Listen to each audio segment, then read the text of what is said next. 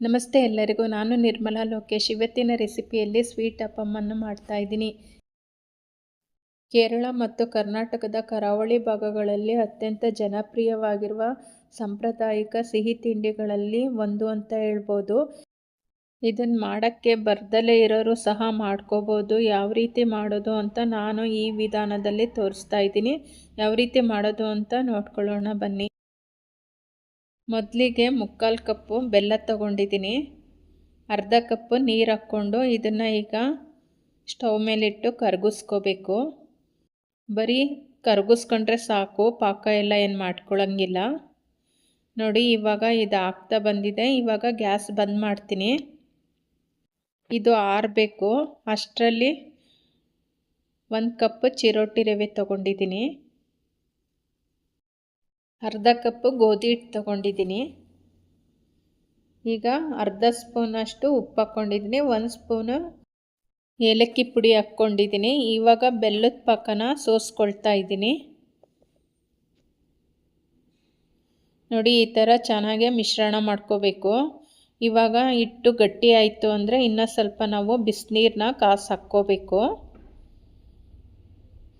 ನೀರನ್ನು ಜಾಸ್ತಿ ಒಂದೇ ಸರಿ ಹಾಕ್ಕೋಬಾರ್ದು, ನೋಡಿ ಹಾಕ್ಕೋಬೇಕು.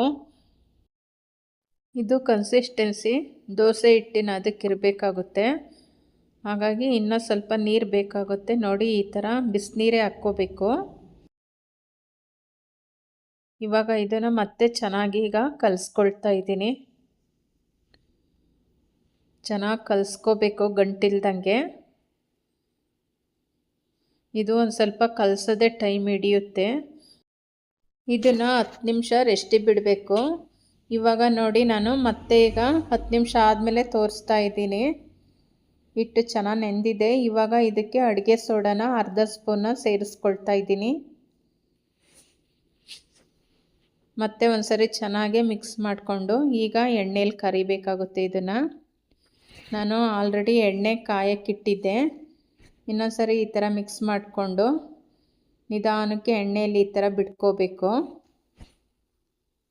ನೋಡಿ ಎಷ್ಟು ಚೆನ್ನಾಗಿ ಉಬ್ಬಿ ಬರುತ್ತೆ ಅಂತ.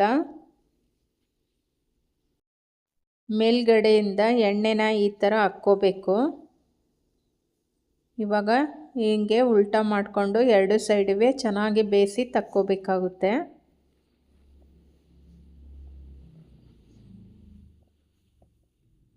ನೋಡಿ, ಇದಾಯ್ತು. ಈಗ ತಕ್ಕೊಳ್ತಾ ಇದ್ದೀನಿ. ಈಗ ಎರಡನೇದನ್ನು ಹಾಕ್ಕೊಳ್ತಾ ಇದ್ದೀನಿ. ನೋಡಿ ಎಷ್ಟು ಚೆನ್ನಾಗಿ ಉಬ್ಬಿ ಬರ್ತವೆ ಅಂತ. ನೋಡಿದ್ರಲ್ಲ ಫ್ರೆಂಡ್ಸ್, ಎಷ್ಟು ಈಸಿಯಾಗಿ ನಾವು ಸ್ವೀಟ್ ಅಪ್ಪಮ್ಮನ್ನು ಮಾಡ್ಕೋಬೋದು. ಮತ್ತು ಇದಕ್ಕೆ ನೆಯ್ಯಪ್ಪ ಅಂತಲೂ ಕರೀತಾರೆ.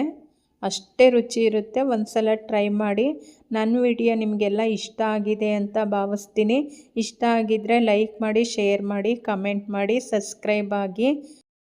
ಪಕ್ಕದಲ್ಲಿರುವ ಬೆಲ್ ಬಟನ್ನ ಒತ್ತೋದು ಮರಿಬೇಡಿ. ಆದಷ್ಟು ನನ್ನ ವಿಡಿಯೋನ ಶೇರ್ ಮಾಡಿ. ನೋಡಿ ಎಷ್ಟು ಚೆನ್ನಾಗಿ ಬಂದಿದೆ ಸ್ವೀಟ್ ಅಪ್ಪಮ್ ಅಂತ. ಈಗ ಒಂದನ್ನು ನಾನು ಕಟ್ ಮಾಡಿ ತೋರಿಸ್ತೀನಿ. ಎಷ್ಟು ಚೆನ್ನಾಗಿ ಬೆಂದಿದೆ ಅಂತ ನೋಡಿ ನೀವೇ. ನೋಡಿ ಒಳಗೆ ಎಷ್ಟು ಚೆನ್ನಾಗಿ ಬೆಂದಿದೆ ಅಂತ. ಒಂದು ಸಲ ನೀವು ಸಹ ಟ್ರೈ ಮಾಡಿ. Thank you.